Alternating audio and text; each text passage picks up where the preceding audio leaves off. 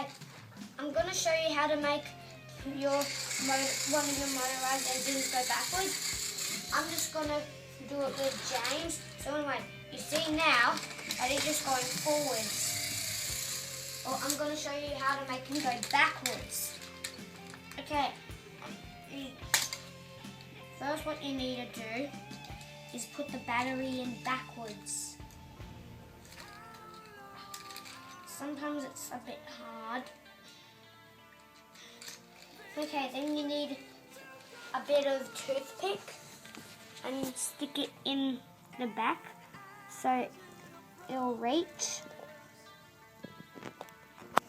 And then get the cover, put it on, and it should go backwards.